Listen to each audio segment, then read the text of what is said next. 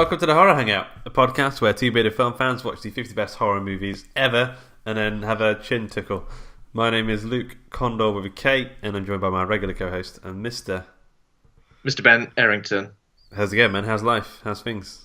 How's Trix? Life's pretty good. Trixie. Currently enjoying life. Yeah? Good. How's life with you? Yeah, not too bad. We had a leak in the kitchen, I can't show you, but it's just there. So You had a leak or a Luke in the kitchen? Yeah, a leak in the kitchen. Oh no! Yeah. What happened? Did you get the plumbers round? No, or did you notice? It got really rainy, super rainy, and then it started coming through the windowsill, and then we got the landlord out today, so we had to. You know, when you get the landlord around, you can't just get the landlord around. You need to clean up. Yeah. What's the worst is landlord turning up with no warning, no prior warning. He'll never do that. He'll never do it to us anyway. He's only been around twice. He's always given us fair warning. My landlord has definitely done that on more than one occasion. Really? Just turned up? Yeah. Just turned up. Luckily, he didn't have. He just wanted a bit of post. That was it. So he didn't come in and sort of like have a look about. He's on a bit of toast. Sorry, mate, I ain't got any bread in. He's like, you shittish. I had to give him a crumpet. And, that's never good for anybody. Sorted him out a little bit, yeah. Kept him going. Bit of porous bread. I like it. Spongy. Crumpets are like the most porous. They're butter suckers. They suck the butter in. I like to have them completely drenched. You can drench a crumpet in butter and then just drink it. Drink the butter. Yeah. I should have put a crumpet beneath the leak. That would have soaked it right up. You can get like giant crumpets as well now, so you would have been sorted. Stick the crumpets to the hole. Yeah. No problems. I would have loved to hear what the landlord would have said if he came round and went, "What's that stuck to the wall?" And then you just go, "Giant crumpets." Crumpet. You'll go, smart. Smart. I'm not needed here anymore. Yeah. Goodbye. So that happened, and then so today's been quite crazy. So this is the latest I've watched a film we're going to talk about, and then talked about it. Do you know what I mean? Because I literally finished watching this about an hour ago. Yeah, that's good. I mean, that's real fresh in the brain, then, isn't it? Super brain fresh, box. Yeah. So I think I've definitely done that before. I've watched the film and then we podcasted almost immediately. But I've also done the opposite, where we watched the film like a week or so ago, and then you come back to it, you're like, Jesus Christ. I think there's a good balancing out there, because if you do it too soon, I feel like it's like dough that's not been proofed enough. You put it in the oven, it's not going to rise properly. I've been watching British Bake Off, and and if you leave it for too long, I think it loses all the air bubbles or something, and it doesn't bake right. Yeah, I know what you mean. Because sometimes it's like, if I watch a film and then I don't let it settle in my belly, then I can think all sorts of crazy things about it. Like I remember when I watched Suicide Squad and I came out and I was like, yeah, that was really good. I really, really like that. And I think I even maybe wrote my little review out while I was still high on it. And then I think 2 days later, I was flat. Yeah. Oh, like a flat Coke. Yeah. Like a flat Coke, exactly. The effervescence gone, and now that's what I feel like. So now, currently, I watched Eyes Without Face earlier today. I'm not straight off it, so I think it's had time to settle a little bit, maybe. Yeah, that's good. We'll see how it rises. So, just quickly then, other horror guff. Have you been watching anything cool? Have you read, smelled? Have you eaten any horror cakes? No, I haven't eaten any horror cakes. I've been playing Amnesia: The Dark Descent, which I know you've been playing as well. I think that may be the only horror I've consumed in the last. I did watch the My Little Pony movie, or just My Little Pony the movie, yesterday, which I wouldn't consider horror. I mean, to some that might be considered horror, but I really, really enjoyed it. Yeah. And there were some creepy moments in it, sometimes. It was a rated U film, which stands for what? Universally friendly. Universally lovely. Yeah, there's absolutely nothing in there to scare you, but there was some scary bits. Yeah. Tension, where you thought, oh my God, has this pony died? Has that pony died? Really? I mean, I was right there. I mean, yeah, it got that far. Like a pony got sucked up. Beg your pardon? But it's a pony got sucked out into like a hurricane, and I thought, that's it. Princess Twilight is done for. But no, she was alright. Sorry, that's a spoiler. That's a major spoiler. Huge spoiler. Also, there's a cameo from Sia as well. The singer, pop superstar Sia, which I was made up about. You know. How did you know it was Sia? Do we know what she looks like now? Yeah, the character was pretty much was her as a pony. Yeah, so you just see with the wig and the hair and the thing, and you recognise that voice anyway. What did you think to Amnesia? How far have you got? Amnesia. I'm not too far. Maybe an hour. Maybe a little bit less. I think about the same. I haven't seen any horrible nasties yet, but I've been lost a lot. Yeah. And it is pretty creepy because there's noises. The soundtrack's sort of pretty good. Well, sorry, not the soundtrack as such, but more like just the sound design. Yeah. It's pretty good. And I think it's creepy. And I'm always running out of oil on that old lamp. You ran out of oil? How far into are you? About the same, I think. I've got to the point where there's I'm pretty sure there'll be a monster type thing at some point. Like it feels like it's building up to the first sighting of one. But yeah, it's creepy as hell. I'm not too good at horror games. Yeah, I know what you mean. When I'm playing a horror game, I've got this constant sort of feeling in the pit of my stomach, which is I think it's just anticipating a jump scare, because it's the kind of scare that feels so much more visceral than like in a film, because you know what I mean? Because you're very reactive to it. Well, if someone's going to jump, I'm in control whether I'm going to fight it or I'm going to run. Yeah. And gonna run almost every time.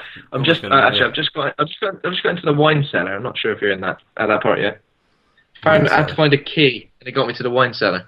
I don't think I'm that far. Have you been past the gooey red locked doors? Yeah. I found some gooey red shit. Yeah. No, you're favoring me then. Yeah, interesting. Only just, I think. Yeah. I've not played the other two games, but yeah, the trilogy on PlayStation. Yeah. There's loads of offers on PlayStation Store as well for Halloween games, so I think I'm gonna go wild and buy myself some survival horror. Nice. So, just quickly, Netflix have put 2 new horror films up. Netflix originals. 1922, which is the Stephen King. Yeah, that's quite good. It was very what's the word for it? So it wasn't there wasn't jump scary or anything. It was a very much just like a slow burn, slow rot sort of thing. I'll be honest. So it is a horror then? Oh yeah, it's full on horror. Yeah. But what's the basic premise of that? Sorry. It's alright. So it's a guy and his son and wife, and they live on a farm. And the wife wants to sell the farm, but the guy, played by Thomas Jane, he just does not want to leave the farm. He's a farmer through and through, and he makes a decision and convinces his kid to help him kill the mum. And then it's about things just go sort of eerie from there. Like they're kind of haunted by what they've done. Things just go out of control. It's very good. Thomas Jane, although I understand what he's doing, it's really really good performance. He's got his proper old school American farmer accent voice, and it's probably very much in keeping with that tone of that what people probably spoke like that back then. But it sounds like he's chewing anaconda. It sounds like he's you can almost hear the squeaky plastic between his teeth, as he's talking. I don't know. That's the best way I can describe it. Have you used that analogy already? Please tell me how. Thomas Jane chewing a Yeah. He's got a lovely pair of dungarees on in the poster, has he not? Yeah. It's good. It's how many Stephen King adaptations have we had this year thus far? So four films. The Mist TV show. Mr. Mercedes. So that's 6 things already that just spring to mind. Yeah. I don't know. Yeah. And then The Babysitter. So I recommend 1922. It was good. The Babysitter. This is a weird one. So it's a horror comedy. It's directed by McG. Oh no, is it? Yeah, but McG as in Terminator Salvation. Yeah. So, but it was better than I thought it was going to be. In terms of a film that's just a fun horror comedy watch. So the idea is that a kid's got a babysitter.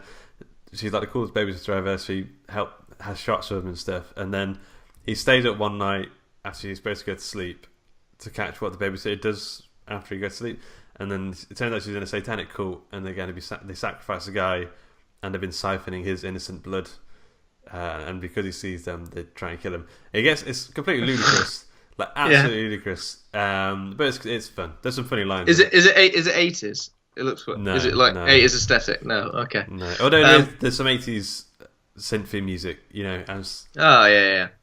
That's it's all a rage, Luke. It's all a rage. Can you give me a rating for both of those films? So now I think about going to watch those. Yeah, 1922. I'd give it 3.5 out of 5. What's that? Stick to the horror hangout rating system, mate. Stick to the horror hangout rating system. Okay, so because I don't think either of those films really would be anywhere near as good or as unique as the films that we're doing on this list. Okay. But just as a standard sort of rating, I give 1922 C plus, and Babysitter C minus. Okay. Yeah. Worth it. Yeah, I know what you mean. That kind of hovers around like a 6.57 rating out of 10. Even though you went for an out of 5 rating. I mean, our rating system is all over the place, mate. I mean, there's so many levels. Yeah, well, you want to keep them guessing, don't you? You don't want anyone to know fully what you... Keep everybody guessing. And I'd give My Little Pony a B. Yeah, interesting. Yeah, I'd give it a 7.8, and I've not even seen it.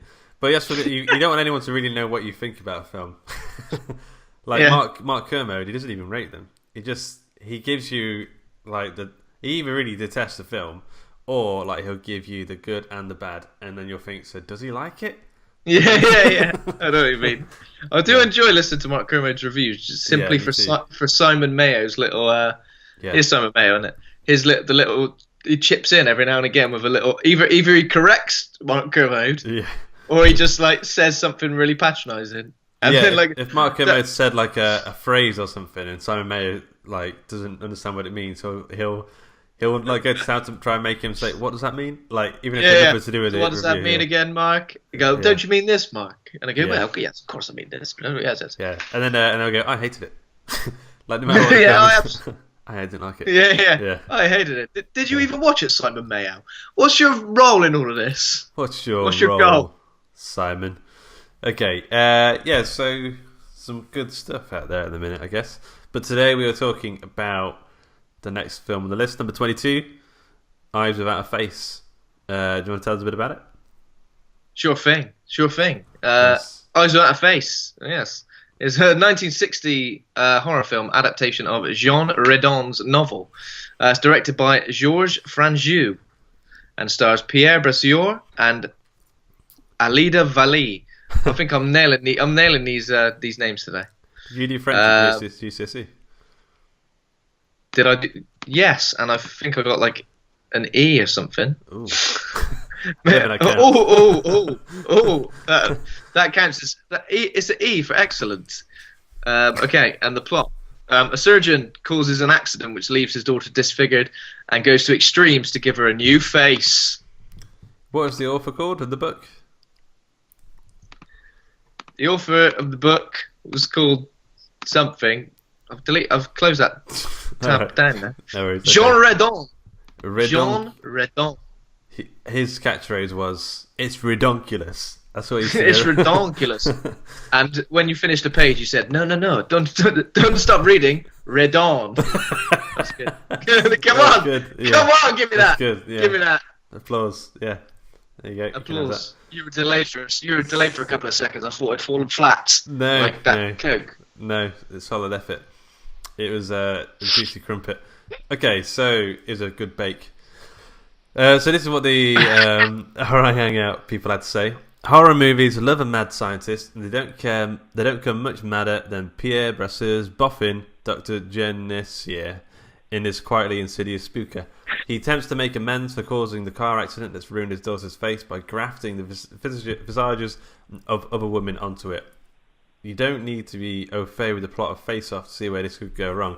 Georges Franju's capacity to eke pathos. I did German GCSE, so I'm ruining these names.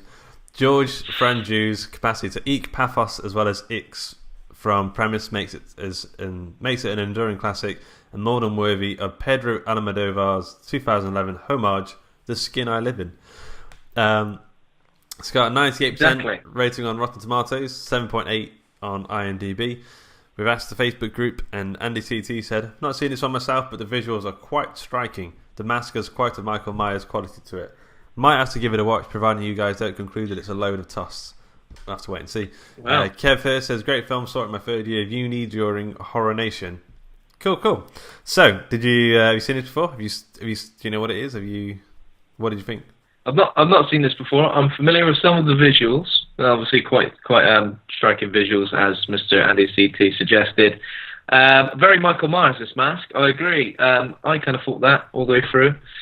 Seeing as we watched The Skin I Live In, several weeks back? Well, a number of weeks, quite a lot of weeks back. Yeah. This had The Skin I Live In all over it, or obviously The Skin I Live In has this all over it. Yeah. I mean, it felt incredibly similar in terms of setup. Obviously there's a very distinctive, different plot point in The Skin I Live In, which makes it completely different. But yeah, it felt the same. I thought it was all right. I mean, there are some bits I couldn't. There are some elements of the story which I found a little bit uninteresting. When it kind of returned to the police officers, I was a bit like, well, I'm kind of not interested in this and this. Yeah. I didn't kind of rate how well they were doing it, trying to follow up the leads. In it, they kind of didn't do anything in the end. No, they didn't. They did absolutely nothing. But the main characters were good. Like her dad was good. The leading lady was good, and also the other lady who was. It wasn't her mother, was it? It was sort of like just the. No, it was the ego of the relationship. Yeah. I thought she was good as well. Yeah, but I mean. Yeah, what did you think, Luke? Well, so The Skin I Live In, you can't watch this and not see that now. Especially like the way that the mask kind of reminded me of like that kind of plasticky clothing that the woman wears in The Skin I Live In. There's a lot of like little snippets like that. There's some funky ass music in this film. Like the Eagle woman has like a theme tune, and it's like a fairground. Vaudeville sort of thing. It's almost like it's supposed to be like quite sinister, but every time it came on, I was a bit like, I quite like it. I quite enjoy this. And also obviously in terms of body horror and gore stuff. I mean, this was 1960s, so obviously we've seen several bits and bobs, but there's stuff here that obviously I was thinking that's quite disgusting for a film from 1960. Yeah. The critical reaction, I've got a quote here from Wikipedia. Critical reaction ranged from praise to disgust, because like it was pretty disgusting. Rates from praise to disgust. I mean, that's how I rate. That's pretty much how I rate anything and everything. That's our new horror hangout rating system: praise or disgust. Praise or disgust. Yeah. It's good. I mean, would I say it's my favorite? Would I say it should be this high up on the list? Maybe. I don't know what influence this had. Yeah, I mean, even if it had a massive influence on The Skin I Live In, I think The Skin I Live In is far superior in almost every way. Not just because it's got Antonio Banderas in it. Although that helps. And a guy in a tiger costume. He goes around raping. Yeah. Oh yeah, I need to watch this film again, even though I watched it just a few weeks ago. I mean, it is superior. It is superior in every way. This is kind of like it kind of goes through the motions and kind of repeats itself a few times. We kind of see, do you know what I mean? Find a new victim. I don't. Drugger. Draw on a face. I don't really understand or feel the actual pain of Christiane. Yeah, she looks like a moody teenager. She looks a bit like a moody teenager who's had her face. I'm hideous. I've got spots everywhere. And I don't want to be mean, Luke. I'm not going to be mean here. All right. It's going to sound mean. Oh no! Here we go. When she has her face all right for a while. Yeah. I kind of thought you look better with a mask on. Well, only because it's in black and white. Like, I know what you mean, because the mask kind of looks normal, but I'm thinking it must be like a white mask or something. Because I bet if it was in colour, but when we saw her looking her best for like a couple of scenes, I thought you didn't think she looked angelic. What was that? You didn't think she looked angelique? No, I liked her better as Michael Myers. Yeah, well, that's your thing, Michael Myers. Like you've got a thing there, obviously. Oh no! Keep the mask on during, please. No, I'd really like to take it off so I could keep it on. Yeah, are you talking to Michael Myers there, or are you talking to anyone who will listen, Luke? Okay, so let's crack on with the plot. So key players, we've got Pierre Brasseur as Dr. Guernesey. He's like the Frankenstein sort of guy. He's part owl, I believe, or he looks like he's part owl. He's got like little owl ear hair, and he's got like the circular glasses that look like owl eyes. I'm sure that was what they were going for. For a second, I was thinking, is he part owl? So maybe he is. You missed that bit, yeah. No, he definitely says I'm an owl several times throughout the film. Edith Scobb plays Christiane Guernesey. She's the girl without the face. She had an accident or something. I don't think it goes into too much detail. So what's her name? Edith Scobb. Edith Scobb. Yeah. That doesn't sound like a very French name, does it? It doesn't sound like a real name at all. Scobb. No, it doesn't. Yeah. Hello, my name is Edith Scobb. Okay. Interesting. And then Alida Valli plays Louise, who's the Igor sort of character. She sort of helps the Doctor, loves him, I guess, in a way. Takes on the mother role in this relationship in some ways. It's kind of she's almost crazier than the Doctor, I think. Also, she dies very easily. She's got a very small health bar. Spoiler alert! Oh, we'll get to that. She doesn't die. Maybe she does. I'll have to wait and see. She has a very small health bar. She does. She is like one of the smallest enemies in a game. All you got to do is just like brush their face a little bit. So a butterfly lands upon her nose. She dies. Yeah, just one. It's like a one punch. No, one punch. Golden Axe move. Maybe Christiane is just so good and so absolutely nails that she could just take her out like that. Bang. Yeah. Dead. Yeah. Straight into the whatever that is in the neck that makes people die instantly. Yeah. Adam's app. She's a girl. Oh, actually, we don't know that. She had an operation. Skin I live in. Cannot confirm or deny. Okay. So the film starts. We've got Louise. We've got the funky vaudeville theme park music. And then Louise has a body. Scobs it in the river. It's a lovely body dressed in a man's coat and hat. Yeah, just in case the police stop her and she goes, "He's had too much in the back, and he just like dead." He's had far too much. He's dead. He's had far too much dead. Yeah. And then so she throws the body in the river. The body gets recovered. They call. There's some sort of like, the face is missing. It can only be one person. It's got to be Dr. Guernesey's daughter. They call him in, Mr. Owl himself, and he goes in and he looks at the body and says, "Yes, this is my daughter." There's another guy there who they thought it could potentially be his daughter. I don't know why. Maybe because she was missing or something. I don't know. It was kind of like, he was a bit. It was weird. It was almost like it was your daughter, was it? Yeah, but it's weird because he said the guy who came in, and then Dr. Guernesey said it's my daughter. The guy said when I got the phone call, I got so worried that it was going to be my daughter, and he was almost like seeking a bit of comfort from Dr. Guernesey, and Dr. Guernesey was like, "It's my daughter." yeah. Your daughter isn't dead, but mine is. But you want me to comfort you? Yeah. Although to be fair, it is his daughter. Yeah. Yeah. Okay. So is this the dad? Is it the dad? So was he the dad of the girl who actually was missing? Possibly. Yeah. He's the dad of the girl who's actually. So that was his daughter, faceless on the table. Yeah. Yeah. But and now, so what's Dr. Guernesey doing? Just stitching everyone up left, right, and centre. Pretty much. Yeah. Jesus. He's a chaos agent. He's just there to cause havoc. He just wants to watch the world burn.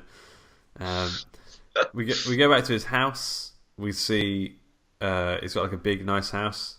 He's got lots of dogs. I don't know why he's got lots of dogs just in cages. Did it say he experiments on them or something?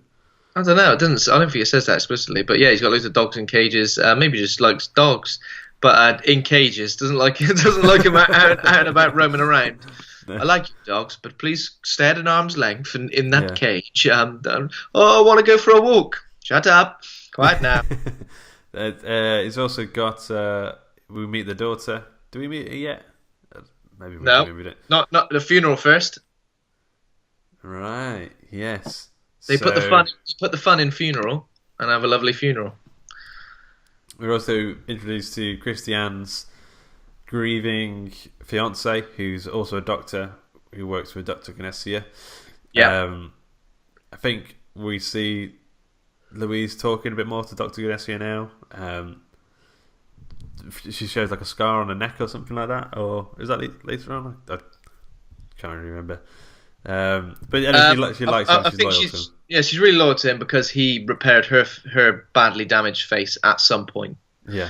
So we didn't really find out exactly what happened to her. She got a scar on her neck, which she covers up by wearing a lovely load of pearls. Yeah.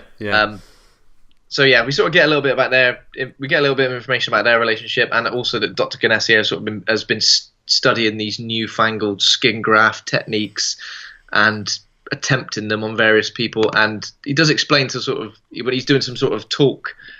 Oh yeah, that reminded me of Skin I Live In.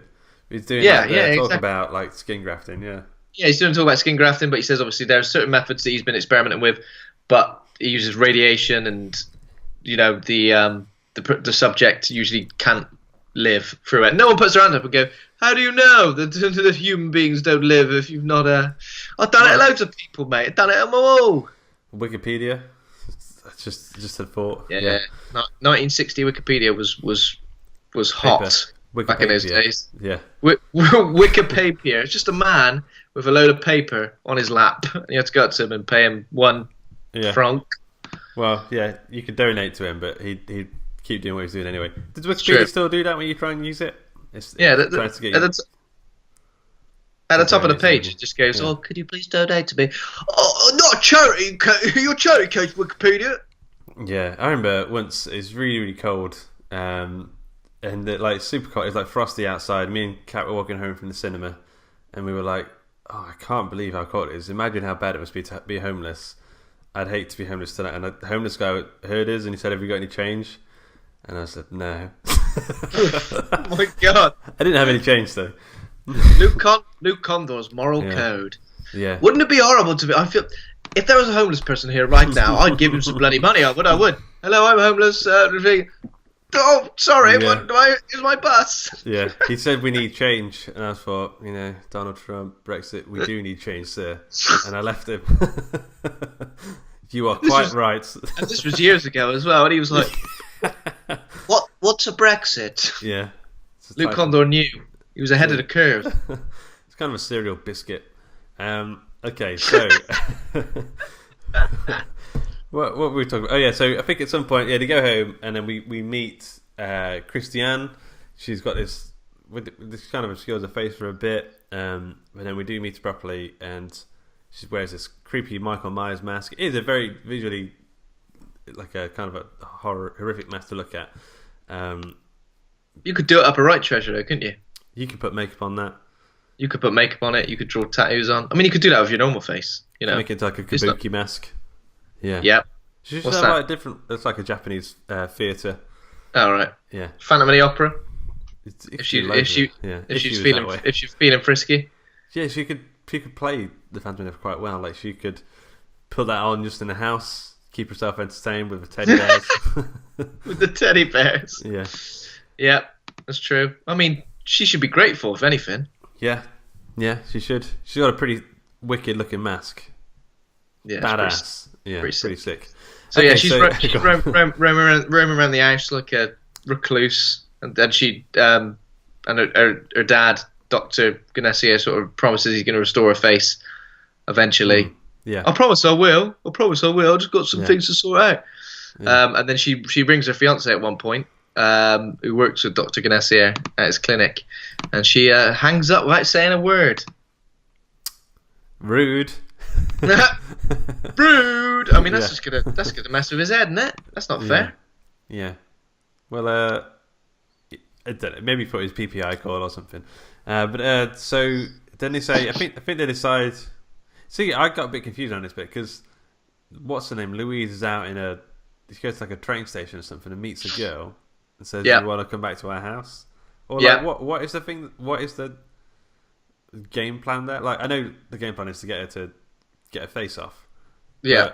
They just say, "Do you want to come back to our house?" And she goes back with him.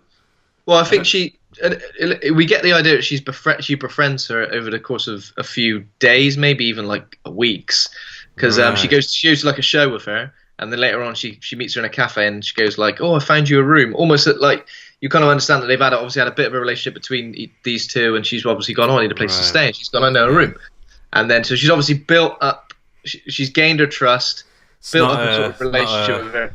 It's not how you doing, get in the car. She hasn't gone in, blown her beans, kidnapped someone, and gone back to, she's playing the long game, which is good, I guess, because that's a good way of her covering her tracks. So she takes her back to the house where she's theme music plays as she's doing it. I noticed. Yeah.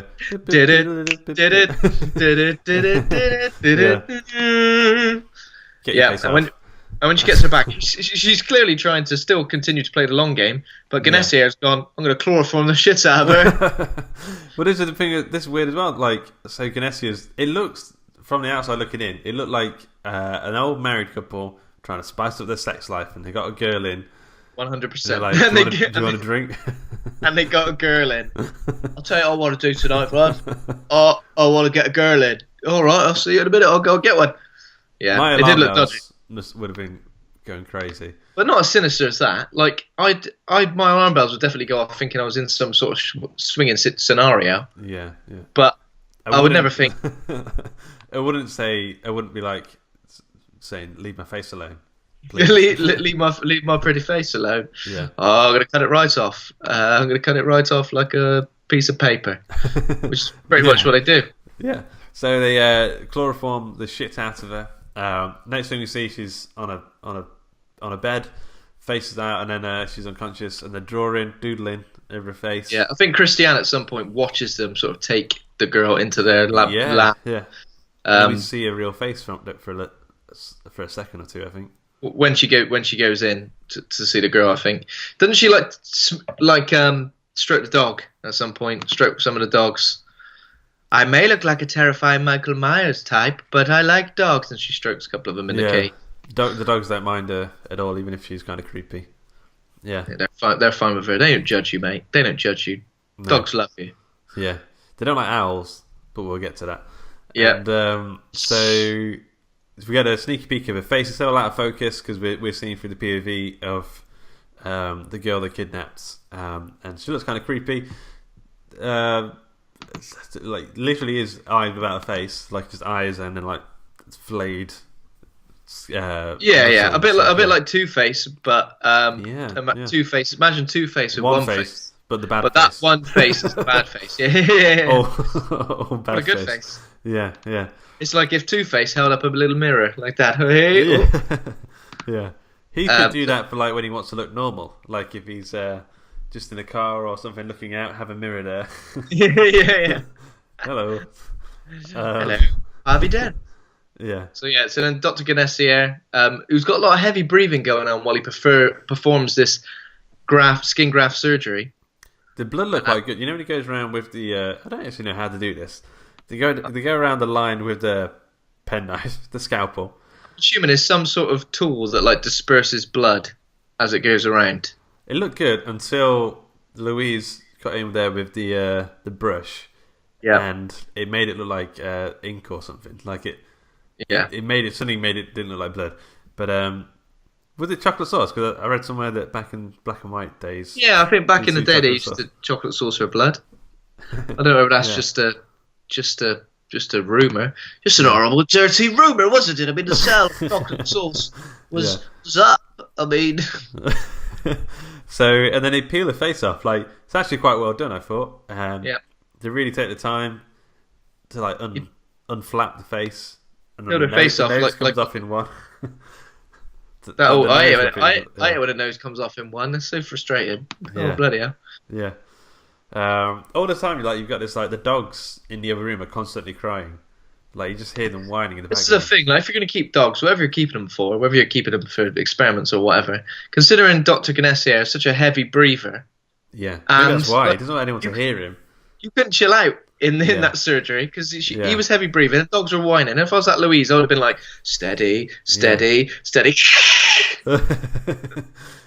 good point. Yeah, he's the kind of guy who he probably has a CPAP machine going. This is a regular theme in a horror hangout now. Like it's the second week in a row. Yeah. So he needs the dogs to drown that sound out, I guess. But exactly. Poor guy with apnea. Okay, so they transfer the face. It's a simple copy and paste job. It is, yeah. So the girl escapes. So she wakes up. She wakes up. Face. She sees Christiane for a second. Yeah, they should have done a scene from Batman where she holds up the mirror, and then she takes off the and starts like laughing really loud. Yeah. That would have been good. Yeah, I love those moments. Yeah. They're slowly taking the bandage off. I said, "Get me a mirror." Is that Batman? Is that Batman or is that Face Off? I feel like both the same thing. Yeah, it is. In Batman and in Face Off. Get me a mirror. I don't want to. You're not gonna like it. Get me a mirror. Yeah. Always the same. I think it's exactly the same. But then she, Edna is the name of this girl they kidnapped. She makes bandages all over her face. It's pretty horrific what they've done to her. She bonks Louise on the head with a bottle she's got from somewhere. Makes a proper boom noise. That sounds like a blow dart. She got a blow dart from somewhere. She escapes, but she goes upstairs. Dr. Ganesi is coming after her, and then we hear a scream. Puffing and wheezing and lumbering up the stairs. He's not going to catch you. She can walk away from him. Yeah, but she tries to fly. Just jumps straight out the window. Screams. This is another look before you leap moment. We had it in a Suspiria with the room full of razor wire. There could be a 30-foot drop. There could be a 30-foot drop. That's the first thing you want to look out for, really. Even before the razor wire, 30-foot drop. Because what else are they going to do to her? You know what I mean? They've had her face off, and they're keeping her alive for whatever reason. What else are they going to do to her? Chop her up into little pieces and put her in a dog food? Yeah, I don't know actually, because there was one point where Christiane says they've got the chemicals to put dogs down, so maybe they'll just put her down. I don't know. They don't really go into that. It's almost convenient that she dies. It's great for the plot. Yeah, yeah. So she dies anyway, and then they get rid of the body. They throw it in the recycling. They throw it in the whatever they call those things, where mausoleum, where the other Christiane was buried. So there's two of them now down there without faces that aren't Christiane. And then we go back. They're having dinner. Christiane's face is healing nicely. Ben doesn't agree. Better with the mask on, he says. Yeah, sorry, Edith Scobb. I feel like that's mean, but I mean, this is just my opinion. If you don't like my opinion, Edith Scobb, then you know where to shove it. Yeah, but like it looks quite good. I mean, it's obviously like the actress's real face. There's a bit where or is it, mate? Maybe not. I don't know. Ganesi is like smile, and then she does this tiny little wrinkle of the lip, and he goes, not too much. Whoa! as if you go and your face just split in half and fall off. Yeah, you know when you got like a shirt that's too tight. Yeah, the button pops off, and then suddenly you do the what's his name? Usain Bolt, and it just rips. Oh shit! It rips up his back. I was on a night out with someone once. It was a Halloween night out, and he had like holes in his shirt. You know, like how someone would just put holes in their shirt, like they're a zombie or something. Yeah. And we were somewhere, and someone walked up behind him and ripped his shirt in half, and it just came off of him like tissue paper. And he just had to go around topless the rest of the night. Was he quite ripped underneath? Was it okay? No. No. Poor guy. if he's listening, which he won't be, he's in better shape now, I'm sure. Okay, good. Okay, so really mean about people's physical appearances. I'm sorry. Yeah, that's all right. We're being. I'm the wall painting, mate. I mean, am I? Come on. Yeah, we've got to be a little bit flippant in this show. It's just how we are. Okay, so So Christian, the doctor's like, "Yeah, it looks very good," and he has a close inspection, and he goes, "Oh," like loosens his collar, "Oh," and then he's like, he goes, and then she goes, "Is it good?" And he goes, "Yeah." He just goes, "I fucked it." I have. Oh, fuck, haven't I? I've had a beast. I fucked it. Last chance saloon, and I've ruined it. That's exactly like you go that side, and he's trying to remain calm, but then tell Louise that he's fucked. I've left the fucking scalpel inside. A vein just popping in his head while he's going, everything's fine. Yeah. So at some point, we go to like a little montage of like photographs of like the face getting worse and worse. I like this bit. This bit for me was one of the nicest creepy little bits. Yeah. Like so I like her stuff. Eyes are very piercing. And yeah, and I was like the way not only it was her skin that was like degenerating, but it was also like her. She looked. The first one, she was a bit like, yeah. She looks. I hopeful. got a new face. Yeah. I can't wait to show off my new face. Next one, she's like, oh, fuck it. It's itching. Yeah. It's probably in that. That's in Face Off as well. I think Nicolas Cage or John Travolta or vice versa keep saying the face itches. They always go, oh, itchy bloody face. It's weird because I kind of feel like the skin is completely fixed to the muscles and sinew and stuff inside. I'm sure you just can't just like put a new face on like that. Yeah, can you? I don't think. I'm sure that's not how it works. In Face Off, mate, they've got all the science, right? They even adjust their hairlines, modulate their vocal cords. Modulate their vocal cords. We had those gold guns. Used to. Perfect. That film is amazing. I've not seen it in a long time. I had it on VHS. All right, I'll have to watch it again. I think at some point as well, John Travolta's, when he is Castor Troy, has sex with his wife, and I think she obviously has absolutely no idea it's a different penis. She doesn't go. Hang on a minute. They must have altered that as well. When did you get circumcised, John? Yeah. When did you get uncircumcised, John? Yeah. When did you get a third testicle, John? John, it sounds like a Beatle. When did you get a third testicle, John? And Schmickles. Also, like John Travolta's got a fairly big head, so he must have like done some sort of head shrinking and head enlarging to Nicolas Cage. Nicolas Cage he's got like a tennis ball head. There's some fundamental differences there. He's like a white tennis ball with like a Lego cap on it. You know what I mean? A white tennis ball. You've seen him, spray painted white tennis. Yeah. They have definitely got different sized heads. I mean, this is the thing. Obviously, Louise in this film has scoped out someone and thought she's got the same size head as Christiane. Yeah. So I think Christiane's got quite a small head as well. Yeah. Her head's like a little ball bearing on top of a pencil. Like, it's just it's minuscule. And she's obviously found some with a minuscule head as well and I've got to get her involved. Well, it's like, you know, when they do the Great British Bake Off and they put the pie crust over the top and they just snip off the excess. That's like exactly what they do, yeah. So that's what they did. Yeah, and then you put it in the oven.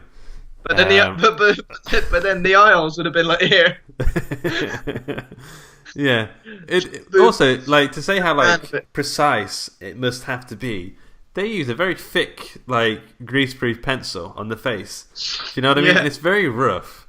Like, his hand's shaking as he's breathing. Very big Sharpie. Yeah, exactly, he's had like 9 cups of coffee before he's doing it. It's kind of relentless. Yeah, in one of those beard hats, just going straight in. Yeah. Okay. Can you not, Dr. Cafetière's on there instead. Ganessier, can you not just have a normal drink? Have a lovely mug. No, I got to drink. Oh, everything's going to be dispersed into my head, but he's too large. Plunge me, Louise. Plunge me. I'm ready to do the operation. Oh, I love like a fresh beer hat. With this bread knife. Yeah. Give her my face now. I'm ready. Yeah. No wonder it never fucking works. Oh, fucked it up again. He just did it with a big industrial sized compass. Yeah. Okay. Yeah. So he fucks it up. Christiane rejects the face. Goes back to the mask, as per Ben's back to suggestion. The mask. You know, I mean, I'm assuming the face just gets ripped off and thrown away. Like yesterday, they just throw it and it slaps against the wall, folds over itself and lands in the bin. I think each feed it to the dogs or something. Is that real or not? No, I can't remember it. No, but They should have had that shot. Yeah, my granddad said that he had a tattoo once and he had it removed. I don't know the story behind it, but he didn't like it for whatever reason. And back this before, like well back. It was your name. Well, I was a bit of a little shit, and he had it like he said what he had to do. The guy like just scraped the skin off like quite deep, so it was like bleed quite bad. And then he said he just like got a piece of paper and like stuck the tattoo to the wall and said I can use that to sell more. It's like a portfolio piece. And like I think he was exaggerating that bit. Oh my god! I think he was exaggerating that bit as granddad's do. Slabs of human flesh on the wall, like some sort of. Where was his tattoo studio? Must have been Mansfield. So it's understandable. Yeah, I can picture it. It was like in the back of a newsagent's, just like a tiny little storeroom. Yeah, but I think he exaggerated that. But the idea is that he took the skin off and he could see the tattoo still on the skin and stuff, like a full formed thing. Yeah, it's weird. But anyway, they throw this face in the bin, I guess. Yeah, it's rotting at that point anyway, stinking the place out. So then, so now we had like the little police side story that doesn't really go anywhere, but it fills up like half an hour. I'd say. I didn't really have any interest in this. I mean, they were like incompetent. These police guys, didn't they? Just like investigate. They're talking about their investigation. People with the same sort of eyes, and I don't know what the eyes had anything to do with it. They want the face, don't they? Yeah. Similar facial characteristics. Yeah, so they had like a shoplifter girl, and then they were like, you're going to go to court, and it's going to be really bad for you unless you do this thing for us. You're going to go undercover. The old fiancé is, because of his phone calls, I think he's asked the police to look into it. They put her into Dr. Ganessia's hospital care thing, which we only found out later in the film that it's right next to his house. I didn't realise it was that close. I mean, talking about shitting on your doorstep. Yeah. Just talking about it, it's interesting. Talking about it, I mean, if you got to go, you got to go. You have got to go, yeah. Don't go all the way upstairs. Yeah. Last get to all the time. Walk out the front door. Literally just taking her out, yeah. So yeah, they get this shoplifter to go to his care. He says there's nothing wrong with her, and he says she's allowed to go. At this point, I'm thinking, what kind of fucking doctor is Dr. Ganessia? He's doing like a kid who's got a headache, who's dying, who's like a pointless to the story. He's got a girl who's got headaches. Like what? He also does like plastic surgery, I guess, and the skin grafting. What is he? What does he do? Headaches and skin, Luke. For God's sake, come on. What's difficult? What's difficult to understand? Headaches and skin. Studied. Yeah, he's got like the headache ward. It's like his own little personal hospital. It's got the headache ward on one side. That's just one room. Pediatricians on the next side, and it's like he's like the old fashioned booper. Like he is a private healthcare, I guess. So the girl leaves. Louise picks her up. Next thing we know, she's on the table. The police turn up. Then they don't see anything, and then they say, "Okay, well, it's nothing. We'll leave." And then at this point, the girl who they've got on the table, they're going to operate on her. What's her name? Lets her out. Yeah, Christiane obviously is losing it a bit. She's a bit like, you know what? I don't think my dad's got the ability to sort my face out. I think he's mugging me off. He's murdering girls left, right, and centre, trying to find the perfect face for me. And to be honest, I'm beginning to love my new look. Yeah. At some point, you have to stop your dad nicking faces. Yeah. I mean, my face might look like the inside of an asshole, but, I mean, I'm learning to live with it. Yeah, yeah. That's me saying that as her. That's not me. Not you. Yeah, okay, I understand you. Yeah. Just in case you got that backwards. So then she lets her out. She runs away. I think she makes it all the way out of the house. Can't remember. Christiane stabs Louise in the little neck hole. In the little neck hole. Yeah. Which seems like she could have just. I mean, at this point, she could have gone give her a slap. She could have give her an uppercut. She could have nutted. She could have nutted her, but she decides to stab her in the neck with a tiny little. I mean, right in the neck, and obviously quite good visuals because she did have a scar on her neck anyway. Yeah. So she's gone right for the weak scar tissue and stabbed her in the neck. That's the hole you make when people are choking. Like you don't die from that hole. Like, although it's kind of emotional, Louise is basically feels betrayed. Like, she's crying and says why. Because she's been trying to help. Yeah, Christiane. Really. Yeah. I mean, not in a legal sense, but she still has been doing. Like, she's been putting everything on the line, getting rid of bodies, kidnapping girls. Heart was in the right place. Her heart was in the right place, despite the fact she's a nutcase. Yeah. So she dies, and then the shoplifter runs away, escapes, and at this point, Christiane goes into the dog kennels, starts letting them all out, lets some doves out, and then Dr. Ganessia... we can't just brush over that. Let some doves out. I mean, what was the experiment on the doves as well? I mean, why? Oh, yeah, there's doves there as well. Yeah, they kind of came out of nowhere. That's literally just a nice visual. It was a nice visual though. Yeah, like with the dove sat on her shoulder, they had similar faces. It was a nice visual. They might have just gone, and she lets out this white horse and rides away on it. Do you know what I mean? It's just was just added to literally rides just away on one of the dogs. Yeah. So the dogs. Dr. Ganessia opens the door, he hears the barking, gets attacked by one dog.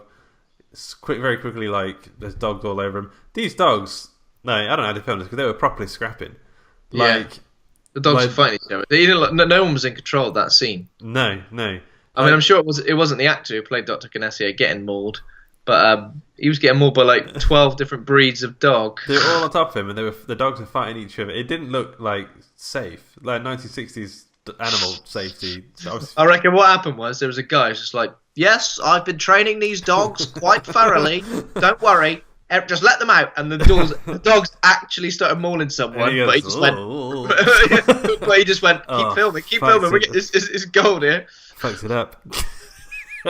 Fucked it, I know. Oh, fucked it. You have fucked it, mate. But luckily, it's the end of the film, so this guy's dead in real life. Yeah, it looks really bad. Eyes Without a Face, snuff movie. Yeah. So that's that was the film. That's how it ends. Finn, it says at the end. I don't know why. Finn, which I don't know what that means. I mean, maybe that's just like. It's weird, isn't it? The Finn isn't the full version of that word. It's not like finish is the finished version of that word. Do you know what I mean? It's like Finny. Finned. Okay, so. That's the film. Yeah, do you want to do some trivia? Yeah.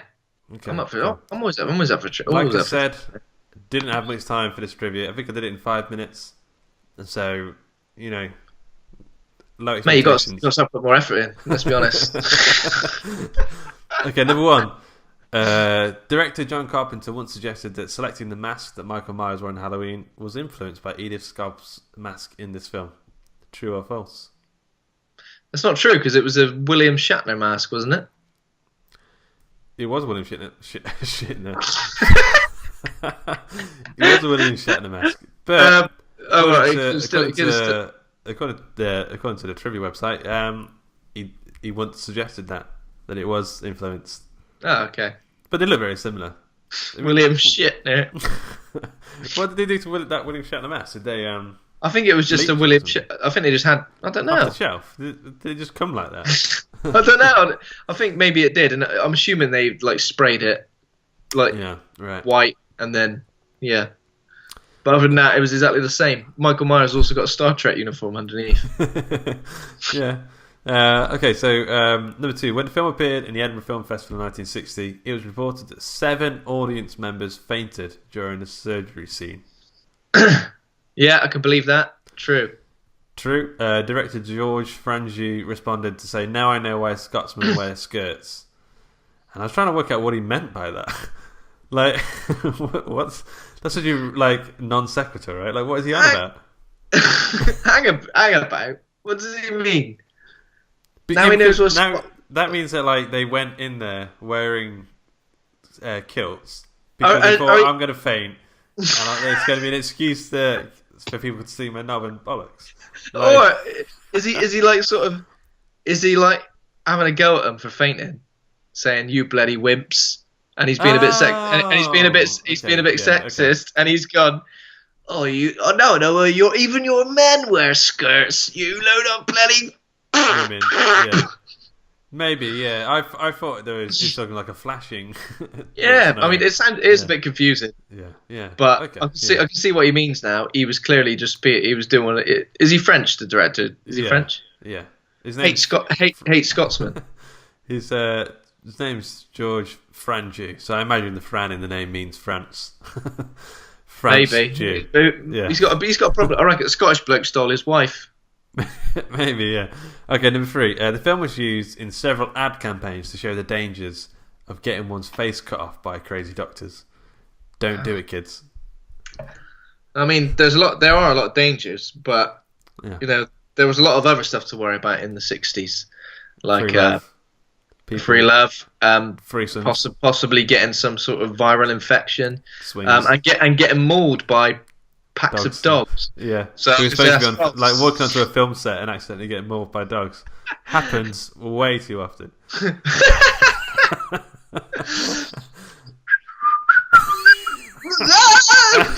Curts.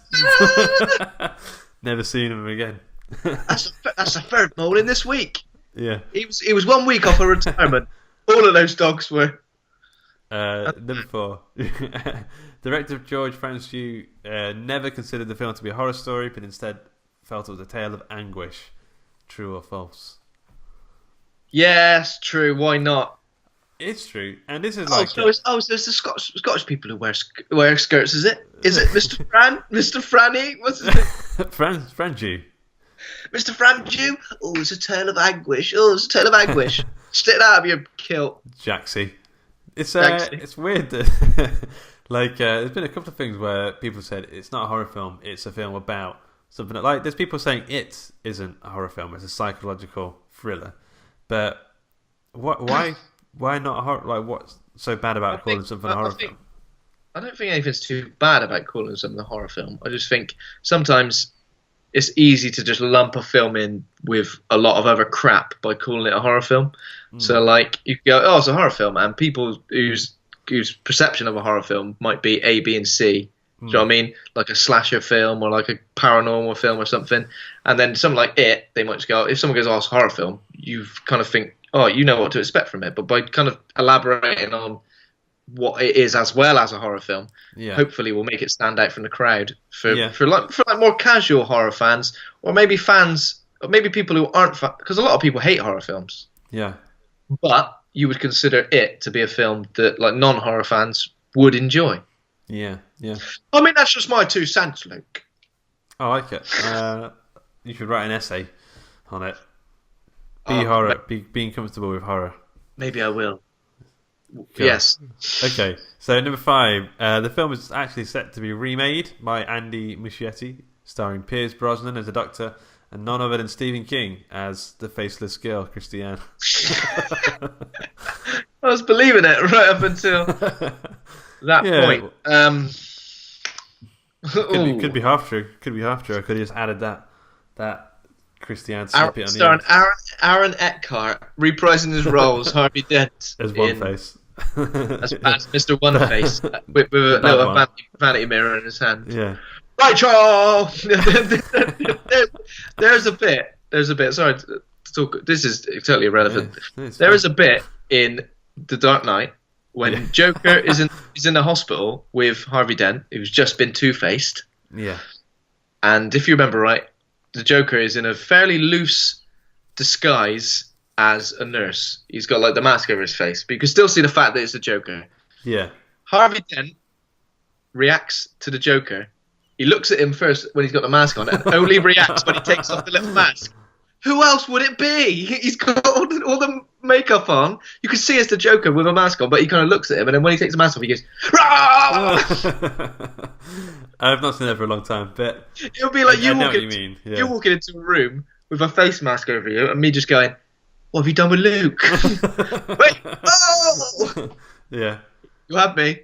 My mum used to do that. She used to we used to sat with her, and I was really young, maybe like 6 or 7, and then she used to do that and say, "I'm a monster," and it used to freak me out. And then she'd go, "I'm a monster," and she wouldn't let up for like just a little bit too long. Like she was almost like taking a little bit too much pleasure in torturing me a little bit. Yeah. And then she go. Eventually, after I get really scared. She say, "No, I'm not your mum. I'm your I'm monster." Too late. You'd already hit her. Yeah. By this point, I was running upstairs and jumping out the window. But Head first. Yeah. So I need to rate the film. See, I think this film is better than 1922 and The Babysitter by far. But I know I normally let you rate first, but it just gets out of the way. But I'm going to give it a C+ based in where I feel like it sits with the rest of these films that we watched on this list. It's a good film, and I do feel like I really, really love Skin I Live In. That's like one of my favourite films I've seen on this list, and this felt like the prototype for that. Yeah, I know what you mean. I felt like the Skin I Live In light. Yeah. Unfortunately, I can't really remember what I gave the Skin I Live In. I think that's another one where, after thinking about it and allowing that one to settle for a little bit longer, I definitely enjoy it a lot more. But yeah, this is I don't appreciate this as much as the Skin I Live In. I mean, it had some cool bits in it, but I felt like some of the elements of the story where we kind of went with the police and stuff, I kind of just I was losing interest. I kind of wanted to stick. If it was just all took place kind of in the sort of area, the clinic, the headache/skin clinic. Yeah. I think I'd enjoy it a lot more. And even like Christiane's plight, I wasn't even that bothered about. Do you know what I mean? I don't know who I cared about in this film. I don't think I cared about. I don't really think I cared about anyone. But at the same time, I'd go for a C minus. Okay. C minus, mate. Okay. C minus, mate. Fair enough. So that's it. That's The Skin I Live In. No, I mean, what's this film called again? That's Eyes Without a Face. It's called The Skin with Eyes. The skin of a face without eyes that she lives in. Yeah. 2. So next week we are going to do like a Halloween special. I don't think we've quite figured out what we want to do just yet, but we're going to do something about our favourite horror moments, our top 10 favourite horror moments, so like in games, books, and films, and yeah. Yeah, maybe something like the top 10 things that scared us. Yeah. At some point, I don't know. We'll work this out. But if anyone's got any suggestions, for what kind of thing they'd like to see us discuss, you need to let us know pretty soon because we're going to be recording. Let us know, pretty much now. I mean, if you're listening, and it is not yet Halloween 2017, then please get in touch. But yeah, we might just disregard your suggestion. And then at some point, the next on the actual list is John Carpenter's The Fog, and I've never seen it before, so that'd be cool. You've never seen The Fog? Maybe I have. I don't know. Well, I might want to see where you watch it and you go, oh, I recognise that. Talking of the Fog. Yeah. Earlier on, when you said what horror stuff have you been consuming, I've got John Carpenter's anthology, movie themes. Yeah. Is it on album? Spotify yet? I think so.